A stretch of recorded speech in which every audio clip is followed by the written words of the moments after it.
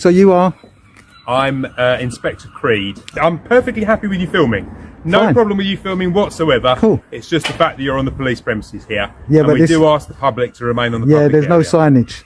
There's no signage. There's nothing blocking me Well, from stopping me from walking round. Well, there is a barrier there. Yeah, that's for and there's cars. a fence there. That's for cars. I didn't jump over anything. Okay. Yeah. Is there anything I can help you with at all? Yeah, you can stop abusing my rights and let me film. That's what you said. I'm not stopping you filming. Okay, then. No problem with you filming Well, I at can all. film in the car park. There's nothing stopping me from filming in the car park. As part of our insurance reasons, as well as the security of the site, we don't allow members of the public on here. So that's why I'm asking you to leave and move out onto the public area. You can either go out here or you can go onto the public access area there. It's entirely up to you. The inspector's very first move is laughable. He accuses Yardley of trespassing on private police land. But Yardley instantly dismantles the claim. There were no signs, no warnings, nothing at all to suggest it was private. And in law, unless the public is clearly notified, there is no trespass. Yardley reminds the inspector that the barrier was for cars, not people, and he never crossed anything marked off. Walking through open, unmarked ground is lawful.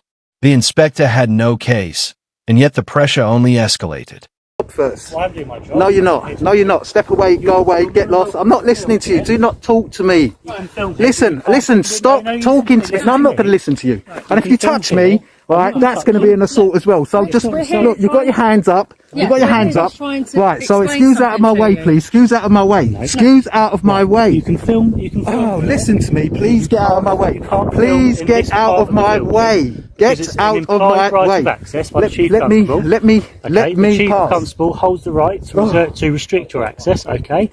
You're more than welcome to film on the public bits, but we can't have you filming by the gate, obviously, because it's got a keypad, okay, which is a private I'm not listening to you, what you're saying. You're just talking. No, I'm not. You're talking to yourself, and I'm going forward. And I'm going forward. Do not listen. You're standing right in front of me. Right, so I'm. Why not? Because it's an implied right of access. No, We have the listen. right I've to got remove you. I've got a right of access. I've been told. Okay, by an you inspector.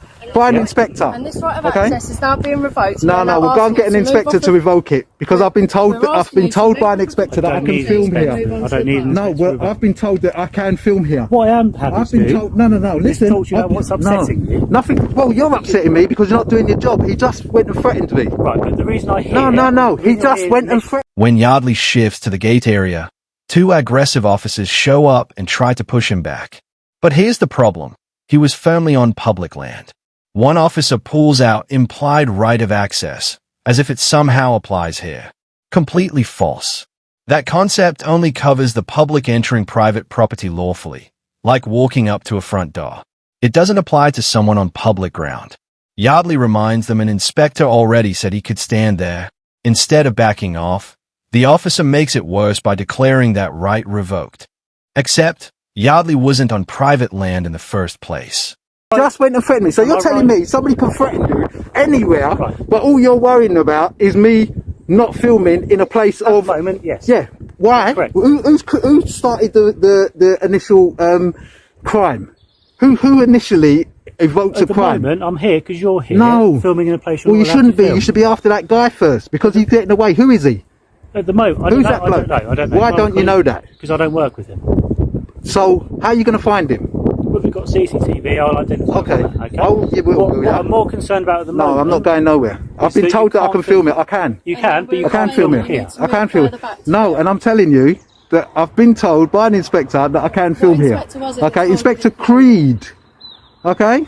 Now, off you go, because this is what he said, okay? I can film here. So unless another inspector comes down and wants to tell me that, no, I'm not going to take it from you. I have the right to tell you can't film No, you're not going to supersede the inspector because he told me that I can film here. From my sergeant and from my inspector. No. I've been told Which inspector? Who's the inspector? Inspector Cutter. Okay, where's Inspector Cutter? He's in the building. Okay, we'll go and get Inspector Cutter to come out and tell me. Because I'm asking you. No, and I'm politely refusing and I'm declining because I've already been told by Inspector Creed that I can film here. So we have. I don't believe you. I don't believe you. The dishonesty kept piling up. Yardley points out once again that Inspector Creed had already confirmed his right to film from that spot. That should have been the end. But the officer shifts gears, claiming another inspector disagreed, yet refuses to produce him. Then comes the absurd claim, we can overrule an inspector. That's not how rank works, and it's certainly not how the law works. No constable can override an inspector's decision, and no officer can override the law. Filming in public is lawful. Full stop.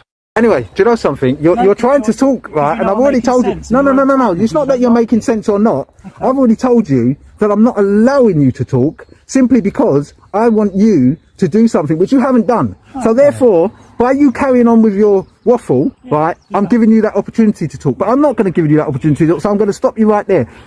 When an inspector comes out, yeah, then he can tell me that. I'll tell him that what Inspector Creed says. We'll have that discussion there. Because as far as I'm concerned, yeah, I have been given, right, the right to film here.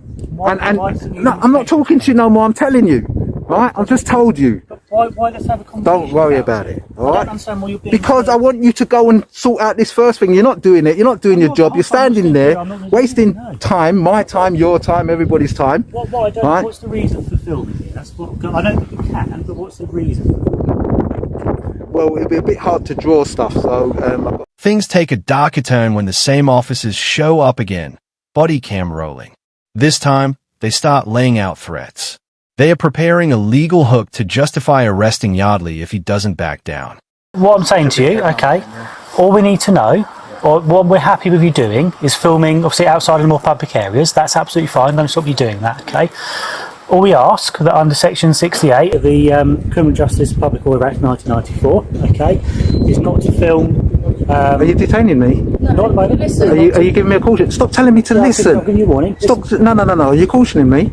I'm not cautioning you. Well then, I don't want to hear no section, nothing. Am I doing anything wrong? Am I doing anything wrong? No. Am I doing anything wrong?